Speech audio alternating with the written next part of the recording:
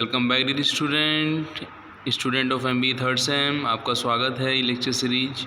हम business policy and strategic management में unit second से जो आज टॉपिक ले रहे हैं वो है आपका इंटरनल एनालिसिस के अंदर रिसोर्स बेस्ड अप्रोच, जिसको हम VRIO फ्रेमवर्क भी बोलते हैं। रिसोर्स बेस्ड अप्रोच की जब बात की जाती है, VRI फ्रेमवर्क की जब बात की जाती है, तो जब हम हिस्ट्रिकल एवोल्यूशन में जाते हैं तो वहाँ पे हम ये देखते हैं कि जो इंटरनल रिसोर्सेज का जो VRIO फ्रेमवर्क है वो किसने डेवलप किया था, वो बार्ने ने JB ने 1991 में डेवलप किया था। और जो उसका टाइटल था वो क्या था, firm resources and sustain competitive advantage.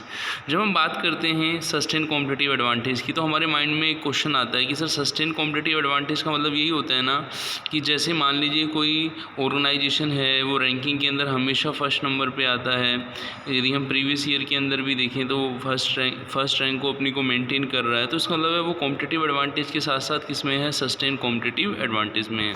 यदि वो ऑर्गेनाइजेशन कभी थर्ड रैंक में, कभी सेवन्थ रैंक में, टॉप 10 में वो आगे पीछे होता रहता है तो सस्टेन कॉम्पिटिटिव एडवांटेज नहीं बोला जाता। तो सस्टेन कॉम्पिटिटिव एडवांटेज को पढ़ने से पहले आपको ये समझना होगा कि कॉम्पिटिटिव एडवांटेज क्या है। तो आपको याद हो जब मैंने आपको लास्ट टॉपिक जो पढ़ाया था जिसका टाइटल क्या था आपका, हाँ याद आया, हाइपर कॉम्पिटिशन्स। तो वहाँ पे मैंने आपको ये बताया था कि हाइपर कॉम्पिटिशन्स के अंदर वही ऑर्गेनाइजेशन सक्सीड हो सकते हैं जो कॉम्पिटिटिव एडवांटेज पर हैं। कॉम्पिटिटिव एडवांटेज मतलब हुआ कि कैसे हम अपने कॉम्पिटिटर से बेटर क्या कर रहे हैं, वेलवर्स हैं, हम जो गुड्स एंड सर्विसेज में इनोवेशंस कर रहे हैं, हम लीडर हैं मार्केट के।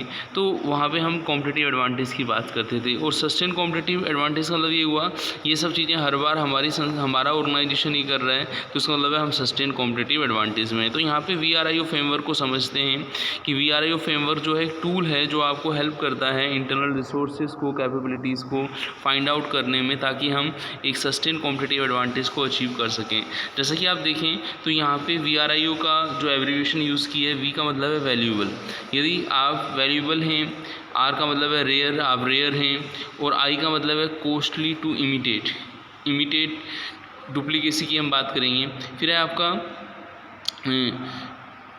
यदि ऑर्गेनाइज जो है VRIO O के अंदर ऑर्गेनाइज टू कैप्चर वैल्यू है। यदि इन सब चीज़ों का आंसर येस आता है तो हम कहते हैं कि ऑर्गेनाइजेशन क्या है, हमारा सस्टेन कॉम्पिटिटिव एडवांटेज में। और यदि किसी भी स्टेज के अंदर यदि जब हम बात कर रहे थे वैल्यूएबल की तो वहाँ नो आता है तो कॉम्पिटिटिव डिसएडवांटेज होता है। जब हम रेयर की बात करते थे वहाँ नो आता है तो वो कॉम्पिटिटिव पैरिटी होता है। और जब हम आई के अंदर कॉस्टली टू इमिटेट की बात कर रहे थे वहाँ नो आता है तो आपका टेम्परेरी कॉम्पिटिटिव एडवांटेज होता है। फिर हम बात करेंगे ओ का है ऑर्गेनाइज टू कैप्चर वैल्यू। यदि नो आता है तो टेम्परेरी कॉम्पिटिटिव एडवांटेज होता है। तो इन सब चीज़ों को हम कैसे समझेंगे, वन बाय वन हम इन्हें डिस्कस करने जा रहे हैं। जैसा कि आप देखेंगे सबसे पहले हमने लिखा है वैल्यूएबल। तो जब वैल्यूएबल की बात की जाती है तो सबसे पहले आप ये बताइएगा कि वैल्यूएबल का मतलब ये हुआ कि यदि हमारे पास हमारी जो हम अपॉर्चुनिटीज़ जो हैं हम उनको इंक्रीज़ कर रहे हैं, हम उनको अपॉर्चुनिटी को ग्रैब्स कर रहे हैं, हम थ्रेट्स को मिनिमाइज़ कर रहे हैं, तो हम ये बोल सकते हैं कि हम अपने रिसोर्सेज को वैल्यूएबल मानते हुए उनका क्या कर रहे हैं, यूटिलाइजेशन कर रहे हैं। आप कभी कभी देखें कि कुछ ऑर्गेनाइजेशन ऐसे रहते हैं जिनके पास रिसोर्सेज तो होते हैं लेकिन उन रिसोर्सेज का वो क्या सही तरीके से यूटिलाइजेशन नहीं कर पाते, वो इंक्रीज़ नहीं कर पाते कस्टमर वैल्यू, तो वो उनकी रिसोर्सेज की वैल्यू वहाँ पे डिक्रीज़ हो जाती है। तो यहाँ पे हम ये देखें कि यदि कोई ऑर्गेनाइजेशन है वो अपने रिसोर्सेज की वैल्यू को इंक्रीज़ कर रहा है, वो कहीं ना कहीं हम ये देखें कि रिसोर्सेज का बेस्ट अवेलेबल रिसोर्सेज का यूटिलाइजेशन कर रहा है। हम ये कहते हैं ना कि वहाँ पे यार जो ऑर्गेनाइजेशन के रिसोर्सेज का है इफेक्टिव या मैक्सिमम यूटिलाइजेशन होता है, और उन रिसोर्सेज के बेस्ट यूटिलाइजेशन से ऑर्गेनाइजेशन अपने ऑब्जेक्टिव को क्या कर रहा है, अचीव कर रहा है, तो वो चीज़ वैल्यूएबल मानी जाती है। फिर हम बात करेंगे रेयर की। जैसा कि नेम से क्लियर है, रेयर आप ये बताएं कि वहाँ पे रेयर के अंदर जो इस एक्टिविटी के अंदर जो ऑर्गेनाइजेशन होंगे वो अपने जो रिसोर्सेज होते हैं, आपको पता है कि हर ऑर्गेनाइजेशन के यदि हम पूरे कैलेंडर ईयर की बात करें, पूरे फाइनेंशियल ईयर की बात करें, तो अवेलेबिलिटी ऑफ रिसोर्सेज हर समय सेम नहीं रहती, कभी कभी रिसोर्सेज कम भी हो जाते हैं। और आप ये देखें कि मोस्ट ऑर्गेनाइजेशन में ऐसी प्रॉब्लम जो है आपको देखने के लिए मिलेगी। लेकिन यदि हम रेयर के अंदर इस तरीके से रिसोर्सेज का क्या कर रहे हैं, हम टेम्परेरी कुछ सिचुएशंस के अंदर हम क्या कर रहे हैं, वो उसकी जो क्वांटिटी है अवेलेबल रिसोर्सेज की कम ज़्यादा हो रही है, लेकिन हम उसको क्या करते हैं, हम कॉम्पिटिटिव पैरिटी में हम रिसोर्सेज को यूज़ करके हम मार्केट के अंदर लीडर बनते हैं। हम कहते हैं ना कि लीडर बनो, फॉलोअर नहीं बनो। तो वो चीज़ क्या कहलाती है, आपका रेयर कहलाता है। जैसा कि आप ये देखें, छोटा सा एग्जांपल मैं आपको दूंगा। टेलीकॉम कम्युनिकेशंस के अंदर देखें तो किसी भी कंपनी ने 4G के बारे में नहीं सोचा था, जबकि रिलायंस जियो ने 4G को लाया भी और उसको बेस्ट इंप्लीमेंट करके अपने रेवेन्यू को भी क्या किया, इंक्रीज़ किया। तो आप क्या करते हैं, इस तरीके की चीज़ें जो हैं मार्केट के अंदर लाते हैं, जो आपको मार्केट के अंदर कॉम्पिटिटिव एडवांटेज दिलाता है। फिर हम बात करेंगे कॉस्टली टू इमिटेट। जैसा कि नेम से क्लियर है कि ये चीज़ क्या होगी, बोलो बच्चों।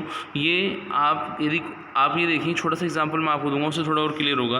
आप कभी कभी देखें, जब शादी का फंक्शंस होता है तो शादी या इतने बड़े फंक्शंस के बावजूद जब हम मिठाइयाँ वगैरह बनाते हैं तो हमें कहीं ना कहीं मावे की ज़रूरत पड़ती है। मावा जो है, तो वो जो मावा वगैरह हम जो मंगवाते हैं वो हम खुद नहीं बनाते, हम वो आउटसाइडर से मंगवाते हैं। क्यों? कारण क्यों? यदि हम उसको इतने में बनाएंगे तो उससे सस्ता हमें बाहर से मिल जाएगा। बात समझ रहे? तो यहाँ पे कॉस्टली टू इमिटेट का मतलब ये हुआ कि आप मार्केट के अंदर वो चीज़ें जो है, जो आप आउटसाइडर से ले रहे हैं, क्योंकि आप उस चीज़ को खुद बनाने लग जाओ तो वो चीज़ आपको बहुत महंगी पड़ेगी। तो ये सब चीज़ें हमें कैसे पता लगती हैं कि वो चीज़ कॉस्टली टू इमिटेट है? तो वहाँ हिस्टोरिकल कंडीशंस हमें देखनी पड़ती हैं कि रिसोर्सेज जो हैं, हिस्टोरिकल पुरानी हिस्ट्री क्या बता रही है कि वो चीज़ें हमें उस समय महंगी पड़ी थी या फिर हमने उसको खुद इन हाउस प्रोड्यूस करके कम कॉस्ट पर प्रोड्यूस कर लिया था। तो हिस्टोरिकल कंडीशंस हमें बताते हैं। कैजुअल एम्बिग्यूटी के अंदर हम ये देखते हैं कि जो भी रिसोर्सेज है, कि रिसोर्सेज जो है वो इस तरीके का है कि वो आपको कॉम्पिटिटिव एडवांटेज में क्या कर रहा है, हेल्प करता है। सोशल कॉम्प्लेक्सिटी के अंदर हम ये देखते हैं कि रिसोर्सेज जो रहते हैं वो जो हम सोसाइटी से लेते हैं तो वहाँ कहीं ना कहीं कंपनी का कल्चर, इंटरपर्सनल रिलेशनशिप रहती है, सोशल कॉम्प्लेक्सिटी रहती है, हम उसको यूज़ नहीं कर पाते। क्योंकि जब हम उसको सोशली कॉम्प्लेक्सिटी के कारण यूज़ करते हैं तो वो हमारे लिए फ्यूचर में प्रॉब्लम क्रिएट कर सकता है। फिर हम बात कर रहे थे, वी हो गया वैल्यूएबल हो गया, आर हो गया रेयर, आई हो गया कॉस्टली टू इमिटेट, वो था ऑर्गेनाइज टू कैप्चर वैल्यू। यदि आप इन सब चीज़ों को आंसर यदि येस में आता है तो कहीं ना कहीं हम ये समझ रहे हैं कि हमारा जो ऑर्गेनाइजेशन है वो हमारे फर्म्स की वैल्यू को क्या कर रहा है, इंक्रीज़ कर रहा है। हमारी जो प्रोसेस हैं, हमारी जो पॉलिसीज़ हैं, हमारी जो ऑर्गेनाइजेशन की स्ट्रक्चर है वो कहीं ना कहीं VRIO की हेल्प से, valuable rare costly to imitate की हेल्प से वो कहीं ना कहीं ऑर्गेनाइजेशन की वैल्यू को क्या कर रहा है, इंक्रीज़ कर रहा है। जब हम बात करते हैं इंटरनल अप्रोच के अंदर, जब हम बात करते हैं रिसोर्स बेस्ड अप्रोच की, तो हमारा यही ऑब्जेक्ट रहता है कि हमारा जो ऑर्गेनाइजेशन है वो अपनी वैल्यू को क्या करे, इंक्रीज़ करे। इसके कुछ और एग्जांपल मैं आपको जैसे बताता हूँ, उसको आपको थोड़ा और क्लियर होगा। ये जो मैंने आपको बताया था यहाँ पे कि ये जो आपका डायग्राम है, यदि आप इसके अंदर देखें तो ऑर्गेनाइजेशन तभी कॉम्पिटिटिव एडवांटेज के अंदर रिसोर्सेज का बेस्ट यूटिलाइजेशन कर रहा है जब इन सब का आंसर किस में हो, येस में हो, कि रिसोर्सेज आपके कॉम्पिटिटिव एडवांटेज क्रिएट करें, कॉम्पिटिटिव डिसएडवांटेज नहीं करें। जब हम बात करें रिसोर्सेज यदि हमारे पास रेयर हैं, जैसे अवेलेबिलिटी और resources whole the year similar नहीं रहती, तो कॉम्पिटिटिव पैरिटी जो है उस तरीके की प्रॉब्लम क्रिएट नहीं हो, ठीक है ना। जो कॉम्पिटिटिव एडवांटेज हमें जो मिल रहा है, हम कभी कभी क्या करते हैं, कॉस्टली टू इमिटेट के अंदर हम सस्ते प्रोडक्ट आउटसाइडर से ले तो लेते हैं, लेकिन कुछ टाइम के लिए वो चीज़ें हमें अवेलेबल होती हैं, जबकि लंबे टाइम तक हमें कॉम्पिटिटिव एडवांटेज चाहिए तो हमें वो चीज़ें क्या लंबे टाइम तक क्या होनी चाहिए, अवेलेबल होनी चाहिए। यदि इन सब चीज़ों का आंसर यदि येस में आता है, यदि वैल्यूएबल है तो कॉम्पिटिटिव एडवांटेज भी रहेंगे, हम रेयर है तो कॉम्पिटिटिव पैरिटी हमें फेस करना होगा, और कॉस्टली टू इमिटेट है तो हम उस चीज़ को लंबे टाइम तक, उसको टेम्परेरी नहीं, हम उसको परमानेंट कॉम्पिटिटिव एडवांटेज के अंदर रखेंगे, जिसको हम सस्टेन कॉम्पिटिटिव एडवांटेज भी बोलते हैं। इससे ऑर्गेनाइजेशन क्या करेगा, अपनी वैल्यू को क्या करेगा, एनहेंस करेगा, और जब ऑर्गेनाइजेशन अपनी वैल्यू को इंक्रीज़ करेगा तो सस्टेन कॉम्पिटिटिव एडवांटेज का जो हमारा ऑब्जेक्ट है उसको पूरा करेगा। तो हमें ये समझ में आता है कि जो VRIO फ्रेमवर्क है वो ऑर्गेनाइजेशन को अपने इंटरनल रिसोर्सेज को, अपनी कैपेबिलिटीज़ को हेल्प करता है कि उनकी हेल्प से हम कैसे सस्टेन कॉम्पिटिटिव एडवांटेज में रहें। और ये जो अप्रोच है, आपने पहले भी कुछ अप्रोच पढ़ी थी, आपको याद हो, आपने माइकल पोर्टर 5 फोर्सेस मॉडल पढ़ा था, आपने पेस्टल एनालिसिस भी पढ़ा था, वैल्यू चेन एनालिसिस आप पढ़ेंगे, Boston consulting group BCG, matrix के अंदर cash cows, star, dogs, question mark, ये सब चीज़ें हम पढ़ेंगे। तो ये चीज़ें हमें कहीं ना कहीं क्या करती हैं, इस VRIO अप्रोच के अंदर हमें क्या करती हैं, हेल्प करती हैं। आपका ये जो टॉपिक है VRIO अप्रोच, जिन बच्चों का HR HR स्पेशलाइजेशन है, उनका स्ट्रेटेजिक ह्यूमन रिसोर्स मैनेजमेंट के अंदर इसी टॉपिक को सिलेबस के अंदर किस नाम से दे रखा है, सस्टेन कॉम्पिटिटिव एडवांटेज के नाम से दे रखा है। जैसे कि मैंने आपको बताया था कि ये जो टॉपिक है ये जो ओरिजिनेट था 1991, बार्ने जेवी ने 1991 में आपका firms resources and sustain competitive advantage करके एक बुक्स के अंदर इन्होंने ये दिया था। और उसके बाद से ही इस चीज़ को हम क्या देख रहे हैं, 1995 में भी हमने इन चीज़ों को वेरीफाई किया और वहाँ पे हमने यही देखा कि हमारा जो मॉडल जो था कॉम्पिटिटिव एडवांटेज का, जो मॉडल था सस्टेन कॉम्पिटिटिव एडवांटेज का था, वो हमें बिज़नेस को हेल्प करता है कहीं ना कहीं valuable, rare, costly to imitate और कैप्चर टू ऑर्गेनाइजेशन रिसोर्सेज में क्या करता है, हेल्प करता है।